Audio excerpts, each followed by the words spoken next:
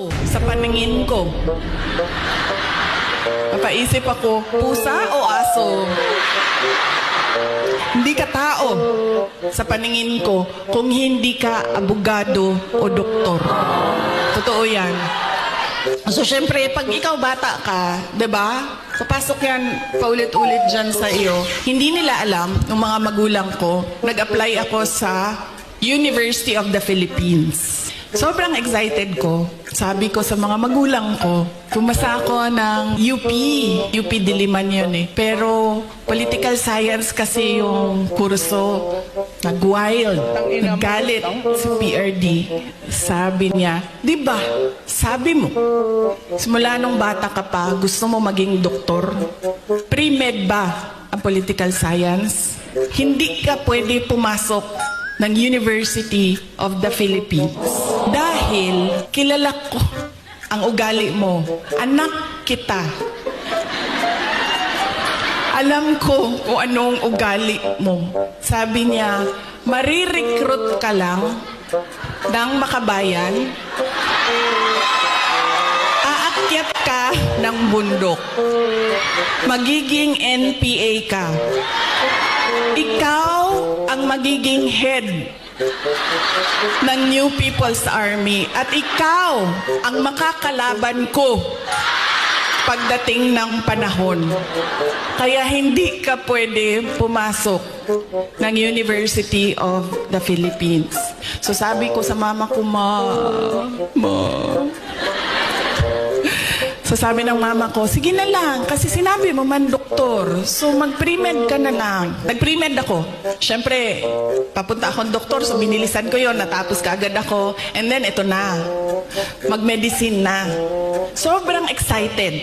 Si President Duterte, pumunta na lang siya sa akin at sinabi niya na, ayan na, may school ka na, na-enroll ka na, may bahay ka na, pumunta ka na lang doon ng ganitong date. Pagdating ko doon, kompleto na. May kama na ako, may washing machine, may refrigerator, may kotse pa. Sige ma'am, ipa-adapt kita sa tatay ko.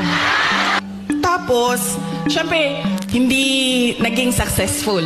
First sem pa lang, alam ko na parang fish out of water.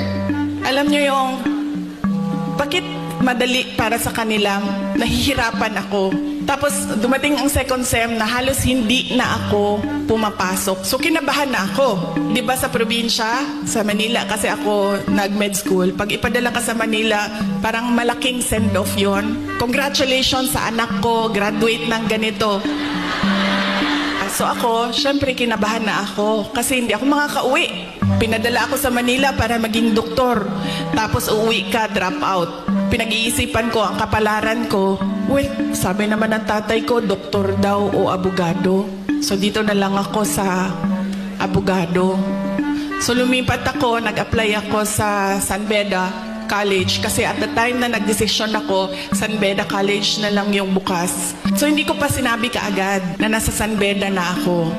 Nalaman na lang nila dahil nagsabi ang driver, hindi na yan siya pumupunta ng Cavite, lagi kaming nandyan sa Menjola. Nung nalaman niya na nasa law school ako, mas excited siya. Nung mga panahon na nag-aaral ako sa law school, may mga panahon na papagalitan din ako na sinasabi niya sa akin, alam mo, kung hindi mo ayusin yung law school mo, magiging kabit ka lang ng politiko. Ganyan yung style niya para idikdik sa'yo na mag-aral ka. Tapos meron pang isang beses na sinabihan niya ako, alam mo, kung hindi ka mag-aral ng mabuti, magiging halaman ka lang dyan sa gilid. Ganyan yung force by which he emphasized into my brain that I need to become a lawyer. Nung pumasa na ako ng bar at nakita niya na mas mataas yung grade ko sa bar exams kesa sa kanya, 5 points ang layo namin. Parang naging tao na ako sa paningin niya. Hindi sa nanay ko dahil ang nanay ko sobrang supportive nun. Kahit maging halaman ako, didiligan ako nun eh.